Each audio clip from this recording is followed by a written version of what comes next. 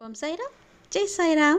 என் அன்பு குழந்தையே, சத்குருவின் சரித்திரத்தை படிப்பதாலேயே, சத்குருவின் சச்சரிதத்தை நாம் புரிந்து படிப்பதாலேயே நமக்கு வரவிருக்கும் பேராபத்துக்கள் எல்லாம் தவிர்க்கப்பட்டு நாம் மிக சிறந்த பாதுகாப்பு வளையத்துக்குள் இருப்பதை நம்மால் உணர முடியும்.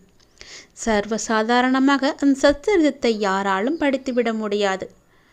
நம்மால் முடியும் என்ற நம்பிக்கை கொண்டு அதை படிக்க ஆரம்பித்தால் ஒவ்வொரு நாளுமே தொடர்ந்து படிக்க வேண்டும்.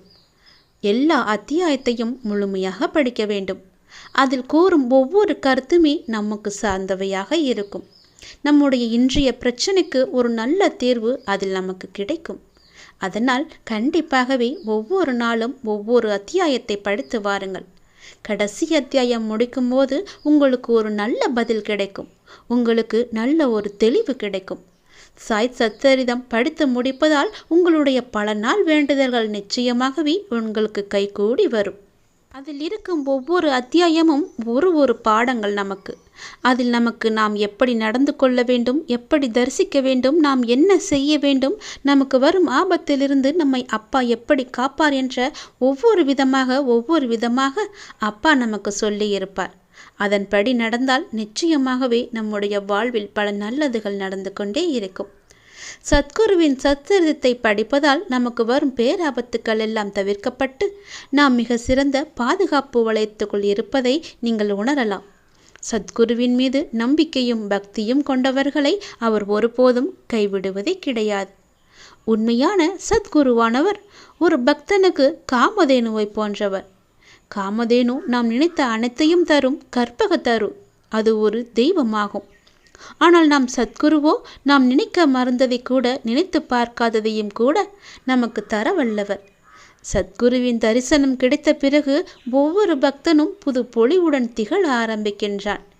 இவற்றில் ஒரு பகுதியை கூட யாராலுமே மறக்க முடியாது. நீங்கள் முதலில் சாய் அப்பாவை பார்த்த பிறகு உங்களுக்கு என்ன நடந்தது, இதுவரை எப்படி இருந்தாய், அப்பாவிற்கு பிறகு நீ எப்படியெல்லாம் மாறியிருக்கிறாய் என்பதை நீயே பார். உன்னுடைய வாழ்வில் பல நல்ல மாற்றங்கள் எல்லாம் வந்திருக்கும். அதையும் நீ உணர்ந்து பார். உனக்கு எதுவுமே செய்யவில்லை என்று நினைத்து கொண்டிருந்தாய் அல்லவா? உனக்கு அப்பா எதையெல்லாம் செய்திருந்தார், என்னவெல்லாம் ஆபத்துக்களிலிருந்து உங்களை எப்படியெல்லாம் காப்பாற்றியிருக்கிறார், இக்கட்டான சூழ்நிலையில் எப்படி அவர் கை கொடுத்து காப்பாற்றியிருக்கிறார் என்று நீங்களே தெளிவு செய்து பாருங்கள். ஒரு முறை திரும்பி பாருங்கள். வந்த பாதையை திரும்பி பார்க்கலாம், தவறு கிடையாது. அதில் செல்லதான் வேண்டாம். வந்த பாதையை திரும்பி பாருங்கள். அதில் உங்களுக்கு சாயப்பாவின் முகம் மட்டுமே உங்களுக்கு தெரியும். சாயப்பா உங்களுக்கு எப்படியெல்லாம் நன்மைகள் செய்தார் என்று பாருங்கள். அவருடைய ஆசிகள் உனக்கு எப்படி கிடைத்தது என்று பாருங்கள். அவருடைய பெயரை நீ எத்தனை முறை உச்சரித்திருக்கிறாய் என்று பாருங்கள். உன்னுடைய வாழ்க்கையே நீ இரண்டாக பிரித்து கொண்டு பார். சாயப்பாவிற்கு முன்பு, சாயப்பாவிற்கு பின்பு என உன்னுடைய வாழ்க்கையை இரண்டாக பிரித்து பார்த்தால் உனக்கே தெரிய வரும். சாயப்பாவினால் நீ எவ்வளவு நன்மை அடைந்திருக்கிறாய் என்று, சாயப்பாவினால் உனக்கு ஆகாதது என்று எத்தனை இருக்கிறது என்று பார். கைவிட்டு எண்ணக்கூடிய அளவிற்கு ஒன்றுமே இருக்காது. எண்ணிலடங்காத நன்மைகளை தான் உனக்கு சாயப்பா செய்திருக்கிறார் என்று எப்போது எங்கே அவரை சந்தித்தாய் முதலில் என்று நினைத்துப்பார். அன்றிலிருந்தே ஒவ்வொன்றாக நீ நினைத்துப்பார். உன் வாழ்வில் ஏற்படும் பல நல்ல மாற்றங்கள், அற்புதங்கள் எல்லாமே அவருடைய கிருபையால் ஏற்பட்டது. நீ ஒரு முறைக்கு இருமுறை சிந்தித்துப்பார். சாயப்பாவிற்கு முன்பு என்ன நடந்தது, சாயப்பாவிற்கு பின்பு என்ன நடந்தது என்று. தருவதற்கு நானும் பெறுவதற்கு நீயும் தயாராக இருக்கிறோம். ஆனால் உன் நிலையற்ற மனது மட்டும் அவ்வப்போது குழப்பத்தில் ஆழ்த்தி விடுகிறது. எதற்காக? ஏன் இந்த குழப்பம்? என்னிடமிருந்து நீ பலனை பெறலாம் என்பது யாரும் விளக்கிச் சொல்லாமலேயே உனக்கு விளங்கும். நீ முதலில் உன்னுடைய மனதை அடக்கிக்கொள். அதை நீ ஒருநிலைப்படுத்தி முழுவதுமாக என் மீது திருப்பு. என்னுடைய லீலைகளை நான் அளிக்கும் வரை கொஞ்சம் பொறுமையாக இரு. என்னுடைய லீலைகள் எப்படி, எப்போது, எந்த நொடி எங்கு நடக்கும் என்று யாருக்கும் தெரியாது. என்னுடைய லீலைகளை ஆழம் காணவும் முடியாது. எவ்வளவு ஆழத்தில் வைத்திருக்கிறேன் என்றும் யாருக்குமே தெரியாது. என் லீலை அப்படிப்பட்டது. நான் அளிக்கும் ஆத்மானந்த வைபவத்தை அநேக சமயங்களில் நீயே உன் கண்களால் பிரதிட்சியமாக பார்த்திருப்பாய். சரியா இல்லையா? எனக்கு நீ பதில் கூறு. அப்படி இருக்கும்போது நீ எதற்காக கவலைப்பட்டு கொண்டே இருக்கிறாய்? ஏற்ற காலத்தில் அனைத்தையுமே நான் சரி செய்து விடுகிறேன். நீ கவலைப்படாதே. உனக்கானது எல்லாமே எனக்கு தெரியும். நீ ஏன் இப்படி தினமும் அழுது புலம்பிக் கொண்டே இருக்கிறாய்? உனக்கு வேண்டியதை செய்யத்தான் நான் இருக்கிறேனே. உனக்கு என்ன வேண்டுமோ அதை நான் தருகிறேன். எது வேண்டுமோ அதை நீ பெற்றுக்கொள். பிறகு எதற்காக யாரிடமோ போய் கையேந்தி கேட்டு கொண்டிருக்கிறாய்? உனக்கானது உன்னிடம் வந்து நிச்சயமாகவே சேரும். அதில் எந்த ஒரு மாற்று கருத்தும் கிடையாது. நான் சொல்வது அனைத்துமே உண்மை. என்மேல் சத்தியம் செய்து சொல்கிறேன். நிச்சயமாகவே நான் தருவேன். நீ கேட்டது எல்லாவற்றையுமே நான் தருகிறேன். நீ வேண்டுமானால் காலத்தை, உன்னுடைய வாழ்க்கையை சாயப்பாவுக்கு முன் சாயப்பாவுக்கு பின் என்று பிரித்து பார்த்து கொள்ளேன். நீ பிரித்து பார்த்து எனக்கு நீ பதில் சொல். அதற்கு என்னை பார்ப்பதற்கு முன்னாடி நீ எப்படி இருந்தாய் என்றும், என்னை பார்த்த பிறகு நீ எப்படி இருக்கிறாய் என்றும் நீயே யோசித்துக்கொள். என்னென்ன மாற்றங்கள் உனக்குள்ளே வந்தது என்றும் தெரிந்து கொள். நீ இப்போது பின்புறம் திரும்பாமல் இருக்கிறாய். பின்னோக்கி பார்க்க வேண்டும். வந்த பாதையை மறந்துவிடக்கூடாது. நீ வென்றால் யோசித்து, என் அப்பா எனக்கு என்ன செய்தார் என்று யோசித்துப்பார். கிபி கிமு என்பது போல சாயப்பாவுக்கு முன் சாயப்பாவுக்கு பின் என்று யோசித்து உன்னுடைய வாழ்க்கையை இரண்டாக பிரித்துக்கொள். அப்போதுதான் என்னுடைய லீலைகள் உனக்கு நன்கு விளங்கும். சரிதானே? சத்குரு சீரடி சாய்பாபாவை அறிந்து கொள்வதற்கு முன் ஒருவர் பயணித்த பாதையானது அவரை அறிந்து கொண்ட பின் முற்றிலுமே மாறுபட்டுவிடும். அவன் தன் பழைய பொல்லாத பழக்கங்களை எல்லாம் விட்டு சத்சங்கத்தை தேடி ஓடுகிறான். குருவின் நாமத்தை உச்சரித்த வண்ணம் இருக்கிறான். அதனால் அவனுக்கு உண்டாகும் சகல தீமைகளையும் மாற்றி நன்மைகளாக்கிக் கொள்கிறான். சாயி தன்னை சரணாகதி செய்த கணத்திலிருந்து ஒருவனை காத்து கொண்டிருக்கிறார். அவன் கூடவே இருந்து அவனுக்கு அருள் புரிந்து கொண்டிருக்கிறார். அவன் அவரிலிருந்து விலகி செல்லும்போது ஒரு குதிரைக்காரன் தன் குதிரையின் லாகனை பிடித்து இடிப்பது போல அந்த பாதைக்கு திருப்புவது போல திருப்புகிறார். மனித வாழ்க்கை முன்வினை பயன்களால் ஆனது.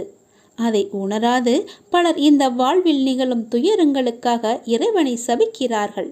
உண்மையான மெய்யான குருவை காணும் வரைக்கும் அவர்களுடைய வாழ்வில் இந்த சஞ்சலம் இருந்து கொண்டே இருக்கும்.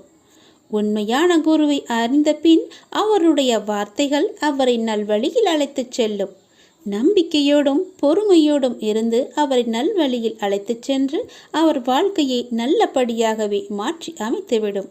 நீங்களும் உங்கள் வாழ்வை அமைத்து கொள்ளுங்கள். சாயப்பாவிற்கு முன் சாயப்பாவிற்கு பின் என்று அறிந்து கொண்டு உணர்ந்து தெளிந்து கொள்ளுங்கள். எல்லாம் சாயப்பாவின் அருள்தான். சாய்நாதன் ஒன்றும் செய்யவில்லை என்று வருத்தப்படும் நீங்கள் வாழ்க்கையை இரண்டாக பிரியுங்கள். சாய்பாபாவுக்கு முன் சாய்பாபாவுக்கு பின். பிறகு யோசித்து பாருங்கள், அவர் நன்மை செய்தாரா இல்லையா என்று. பொறுமையும் தன்னம்பிக்கையும் தான் தைரியம். அதை நீ தொலைத்து விடாதே. எப்பொழுது நீ எந்த பிரச்சனைகளை சந்திக்க நேர்ந்தாலும் அதை எதிர்த்து போராட கற்றுக்கொள். அப்போது அது உன்னை காப்பாற்றும். ஆனால் எது நடந்தாலும், நீ எதை செய்திருந்தாலும் அதை நீ உணரும் தருணத்தில் நான் மன்னித்து உன்னை ஆசீர்வதிப்பேன். சகிப்புத்தன்மை இல்லை என்றால் உன் நிலை மிகவும் கவலைக்கிடமாகும். இதை மட்டும் நினைவில் வைத்துக்கொண்டு நீ வாழ். நீ எவ்வளவு பெரிய வம்சாவளியை சேர்ந்து இருந்தாலும், ஒழுக்கத்தோடும் சிறந்த நற்குணங்களோடும் இருந்தாலும், வறுமையின் காரணமாக மிகவும் கடினமான சூழ்நிலையில் இருந்தாலும், அனைத்தையும் ஏற்றுக்கொள்ளும் மன தூய்மையும் தன்னலமற்ற சிந்தனைகளும் எண்ணங்களும் இல்லையென்றால் எதையுமே நீ எதிர்கொள்ள முடியாது. மிகவும் முக்கியம் சகிப்புத்தன்மை. இது மட்டும் உனது வாழ்க்கையில் இல்லாவிடில் உனது வாழ்க்கையே பறிபோகிவிடும். நான் பக்கப்பழமாக இருந்தாலும், நானே அனைத்திற்கும் சர்வாதிகாரி என்றாலும், அனைத்தும் எனக்கு கட்டுப்பட்டு இருந்தாலும், உன்னிடம் நிலையான உண்மையான பக்தியும் இருந்தால் மட்டுமே நான் உன்னை அனைத்திலுமிருந்து பாதுகாக்க முடியும். நம்பிக்கையையும் சகிப்புத்தன்மையும் உனது தைரியத்தையும் தான் உன்னிடம் இருந்து நான் எதிர்பார்க்கிறேன். உனது வருகைக்காக நான் காத்திருக்கிறேன். நான் உனக்கு உனது மனநிலையை புரிந்து கொண்டு அழைப்பு விடுத்திருக்கிறேன். எனது அழைப்பை ஏற்றுக்கொண்டு விரைந்து வா. அப்பா உனக்காக எனது வெளித்திருந்து எனது தர்பாரில் உனக்காக காத்திருக்கிறேன். என் அனுமதியின்றி எதுவும் நடக்காது. எவரையும் நெருங்கவும் முடியாது. எனது அனுமதியின்றி என் மண்ணில் உன் பாதம் கூட பதிக்க முடியாது. உனக்கு ஏற்பட்ட துயரங்கள் அனைத்தும் உன்னை விட்டு விலகிவிடும். தன்னம்பிக்கை இழந்து விடாதே. அனைத்தும் விரைவில் மாறப்போகிறது. நீ எதற்கும் பயப்படாதே, கலங்காதே. உன்னில் நிச்சயம் வெற்றி என்ற தீபத்தை நான் ஏற்றுவேன். நான் எங்கும் எப்போதும் உன்னுடன் இருப்பேன். வாழ்வில் இந்த நிமிடம் நான் நேசித்த ஒன்று நடந்து விடாதா என்று வேண்டி தவிக்கும் உன்னை எங்கனும் நான் உன் சாய்தேவா ஏமாற்றுவேன். உனக்கு அது எவ்வளவு முக்கியம் என்று தெரிந்தும் உனக்கு எப்படி தராமல் இருப்பேன்? உன் வாழ்க்கைக்கு நானே பொறுப்பு. அதனால் எல்லாம் உனக்கு சுகமாக முடியும். நாம் ரகசியமாக ஒரு காரியத்தை செய்தால் யாருக்கு தெரிய போகிறது என்று நினைத்து கொண்டு தனி அறையிலோ தனி இடத்திலோ ஒரு காரியத்தை செய்கிறோம். நீங்கள் செய்யும் எதுவுமே ரகசியம் அல்ல. ஏனெனில் 9 பேர் உங்களை எப்பொழுதும் கண்காணித்து கொண்டே இருக்கிறார்கள். அந்த 9 சாட்சிகளை மீறி நீங்கள் எதையும் செய்ய முடியாது. பஞ்சபூதங்களான நீர், நிலம், நெருப்பு, காற்று, ஆகாயம், இது தவிர சூரியன், சந்திரன், யமன், காலம், இந்த 9 கர்ம காட்சியிலிருந்து யாரும் தப்பிக்க முடியாது. இந்த 9 சாட்சிகளுக்கு பயந்து நல்ல செயல்களையே செய்ய வேண்டும். நல்ல எண்ணங்களையே சிந்திக்க வேண்டும். இந்த உலகில் எந்த பொருளும் உறவும் நிரந்தரமில்லை. ஆனால் உன் எண்ணத்தால் விளையும் செயல்பாடுகள் மட்டுமே நிரந்தரமாகும். வாழும் வரை நீ செய்கின்ற செயல்கள் நிரந்தரம். எனவே எந்த சூழ்நிலையிலும் நிதானமாக யோசித்து செயல்படு. சிற்றின்ப வாழ்க்கை உன் உடல் உன் எண்ணத்தை ஆனந்தப்படுத்தும். ஆனால் பேரின்ப வாழ்க்கை உன்னையும் உன்னை சார்ந்தவர்களையும் ஆனந்தப்படுத்தும். இருப்பதை கொண்டு வாழ கற்றுக்கொள். உன்னை தேடி எது வருகிறதோ அது கண்டிப்பாக உனக்குத்தான். செல்வமும் சுபிட்சமும் நிலையற்றவை. எதிர்பார்த்து வாழ்ந்து ஒவ்வொரு நிமிடமும் ஏமாறாதே. நீ உன் கடமைகளை கவனமாக செய்து வா. உன்னுடைய குறிக்கோளை நீ நிச்சயம் அடைவாய். வாழ்க்கையில் நிகழும் சோதனைகளை கண்டு கலங்காதே. உமது சாய் உன்னை வெறுக்கவும் இல்லை, உன்னை கைவிடவும் இல்லை. நம் வாழ்வின் இக்கட்டான தருணத்தில் திகத்தி போயிருக்கும் சூழலில் நிற்கதியாக நிற்கும் சமயத்தில் அவரின் பேரன்பு கரங்கள் நம்மை கை தூக்கிவிடும்.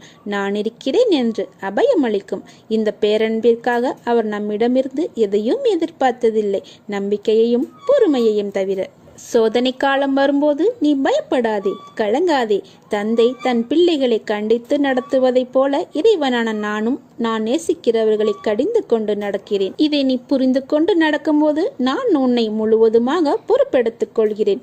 எதற்கும் நீ பயப்படாத இரு. நான் உன்னோடு இருக்கிறேன். நான் உனக்கு ஜெயம் தருவேன். கஷ்டம் வந்தால் துவண்டு போகாதே. அது உன் பூர்வ ஜென்ம கர்மா. இன்பத்தை எவ்வாறு சந்தோஷமாக ஏற்கின்றாயோ அதே போல இதையும் ஏற்றுக்கொள். கஷ்டத்தையும் மகிழ்ச்சியுடன் ஏற்று என் மீது போட்டுவிடு. நான் பார்த்துக் கொள்கிறேன். கவலைப்படாதே. சோதனையை தருகிற நான் அதை தாங்கும் சக்தியையும் தருவேன். உனக்கு பின் இருப்பது நான். உன்னை கைவிட மாட்டேன். நீ தைரியமாக நின்று போராடு. உனக்கு பக்கம் வளமாக நான் இருக்கிறேன். பொறுமை, நம்பிக்கை இவற்றை மட்டும் கடைபிடி. உனக்கு வெற்றி நிச்சயம்.